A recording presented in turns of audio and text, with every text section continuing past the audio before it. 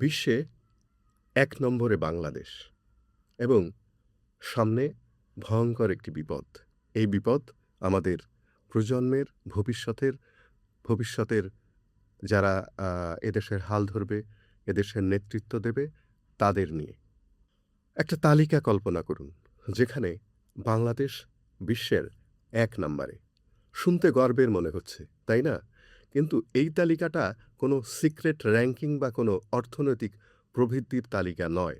এই তালিকাটা হলো পৃথিবীতে কোন দেশে হামে সবচেয়ে বেশি মানুষ আক্রান্ত হচ্ছে।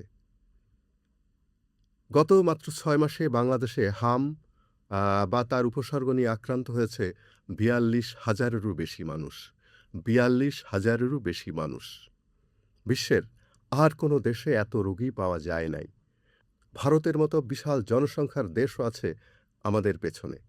এর মধ্যে শতকরা ৯১ ভাগই ১ থেকে ১৪ বছর বয়সী শিশু, অর্থাৎ আমাদের পরবর্তী প্রজন্ম।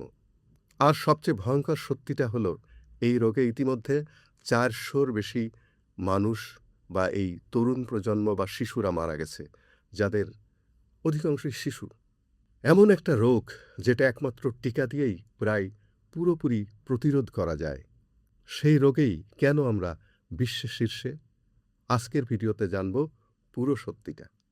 আজকের ভিডিওতে আমরা বিস্তারিত জানব বাংলাদেশের হামের এই ভয়াবহ প্রাদুর্ভাব নিয়ে।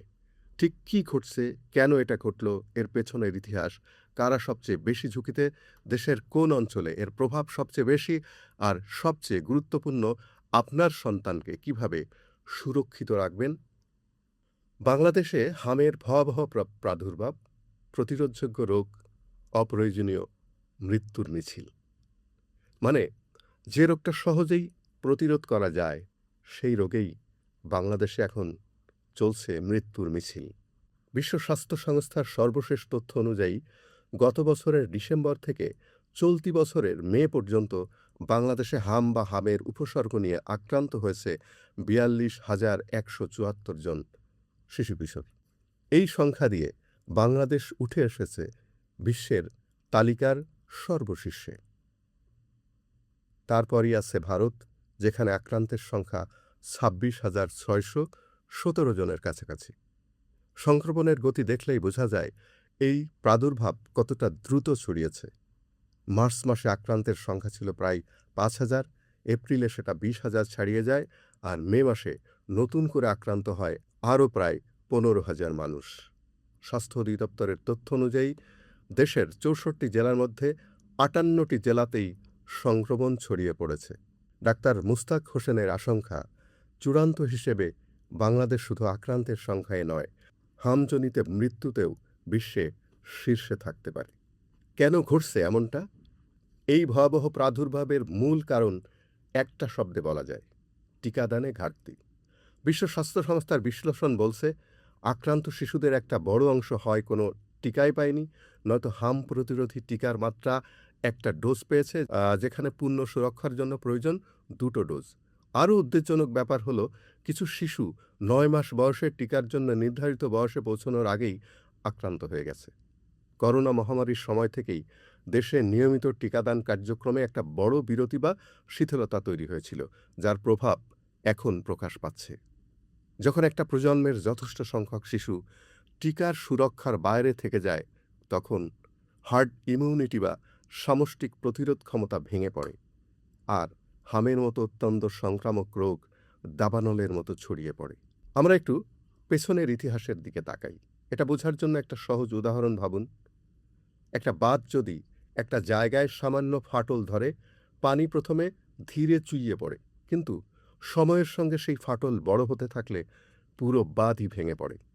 টিকাদান কর্মসূচির ফাঁকফোকরও ঠিক এভাবেই কাজ করে। স্বাস্থ্য অধিদপ্তরের তথ্য অনুযায়ী গত ২ মাসেই এই রোগে আক্রান্ত ও মৃত্যুর সংখ্যা গত আড়াই দশকের সব রেকর্ড ভেঙে দিয়েছে। এর আগে বাংলাদেশে হাম নিয়ন্ত্রণে ছিল মূলত ব্যাপক হারে টিকাদানের কারণে, কিন্তু বিভিন্ন কারণে প্রত্যন্ত অঞ্চলে টিকা পৌঁছানোর ঘাটতি, অভিভাবকদের মধ্যে সচেতনতার অভাব এবং মহামারী পরবর্তী স্বাস্থ্য সেবা ব্যবস্থার উপর বাড়তি চাপ টিকাদানের হার কাঙ্ক্ষিত মাত্রা থেকে নিচে নেমে গেছে। তাহলে কারা সবচেয়ে বেশি ঝুঁকিতে এবং কারা সবচেয়ে ক্ষতিগ্রস্ত হচ্ছে? এই রোগে সবচেয়ে বেশি ঝুঁকিতে আছে শিশুরা, বিশেষ করে ১ থেকে ১৪ বছর বয়সীরা, যারা মোট আক্রান্তের ৯১%। যেসব পরিবারের শিশুরা সম্পূর্ণ টিকা নেয়নি তারা সবচেয়ে বেশি ঝুঁকিতে। এছাড়া অপুষ্টিতে ভোগা শিশুরাও হামের জটিলতায় ভোগা এবং মৃত্যুর ঝুঁকিতে সবচেয়ে বেশি থাকে। সরকারের পক্ষ থেকে বলা হচ্ছে তারা ইতিমধ্যে ব্যাপক টিকাদান কর্মসূচি শুরু করেছে এবং পরিস্থিতি নিয়ন্ত্রণে আনার চেষ্টা করছে। তবে জনস্বাস্থ্য বিশেষজ্ঞরা প্রশ্ন তুলছেন, এই সংকট এত দেরিতে কেন নজরে এলো, আর কেন টিকাদানের ঘাটতি এত বড় আকার ধারণ করার আগে চিহ্নিত করা গেল না? এটা একটা ন্যায্য প্রশ্ন। তবে এই মুহূর্তের সবচেয়ে জরুরি বিষয় হলো দোষারোপের চেয়ে সমাধানের দিকে মনোযোগ দেওয়া। দেশের বিভিন্ন অঞ্চল ও সাধারণ মানুষের উপর এর যে প্রভাব, সেটা নিয়ে আমরা এখন আলোচনা করব। দেশের ৬৪ জেলার মধ্যে ৫৮টিতে সংক্রমণ ছড়িয়ে পড়ার অর্থ হলো এটা কোনো নির্দিষ্ট অঞ্চলের সমস্যা নয়, এটা সারা দেশের সংকট। শহর হোক বা গ্রাম, প্রতিটি এলাকার অভিভাবকদেরই এখন সতর্ক থাকতে হবে। পরিবারের দিক থেকে দেখলে একটা শিশু হামে আক্রান্ত হলেই সেটা শুধু স্বাস্থ্য ঝুঁকি না, এটা পরিবারের জন্য অতিরিক্ত চিকিৎসা ব্যয়, কর্মজীবী অভিভাবকদের কর্মদিবস নষ্ট হওয়া আর দীর্ঘমেয়াদে শিশুর শারীরিক জটিলতার ঝুঁকিও তৈরি করে। প্রতিবেশী দেশ ভারতেও একই সমস্যা দেখা যাচ্ছে, যদিও তুলনামূলক কম মাত্রায়। এটা প্রমাণ করে দক্ষিণ এশিয়া জুড়েই টিকাদান কর্মসূচি জোরদার করার প্রয়োজন এখন সবচেয়ে বেশি, এবং এটা সময়ের প্রয়োজন।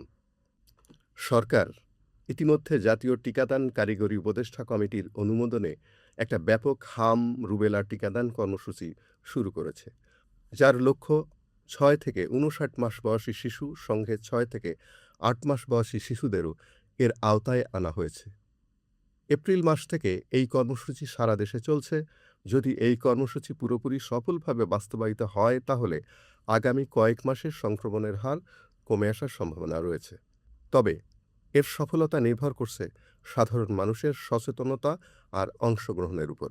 যদি অভিভাবকরা সময়মতো তাদের শিশুদের টিকা না দেন তাহলে এই প্রাদুর্ভাব আরও দীর্ঘস্থায়ী হতে পারে আর মৃত্যুর সংখ্যা আরও বাড়তে পারে। এই ঘটনা আমাদের একটা কঠিন সত্যের মুখোমুখি দাঁড় করায়। বিশ্বে প্রথম হওয়া সব সময় গর্বের বিষয় নয়। যে রোগ শুধুমাত্র একটা টিকা দিয়েই প্রতিরোধ করা সম্ভব, সেই রোগেই যদি আমরা বিশ্বের শীর্ষ থাকি তাহলে সেটা আমাদের সবার জন্য একটা সতর্কবার্তা। প্রতিটি শিশুর মৃত্যু যেটা টিকা দিয়ে ঠেকানো যেত, সেটা শুধু একটা পরিসংখ্যান নয়, এটা একটা পরিবারের চিরদিনের কষ্ট। আমাদের সবার দায়িত্ব নিজের সন্তান, প্রতিবেশীর সন্তান, সবার টিকাদান নিশ্চিত করা। একটি শিশু যেন বাদ না পড়ে। আপনার সন্তানের হাম রুবেলা টিকা সম্পন্ন হয়েছে কিনা আজই যাচাই করুন। কমেন্টে জানান আপনার এলাকায় টিকাদান কর্মসূচির অবস্থা কেমন।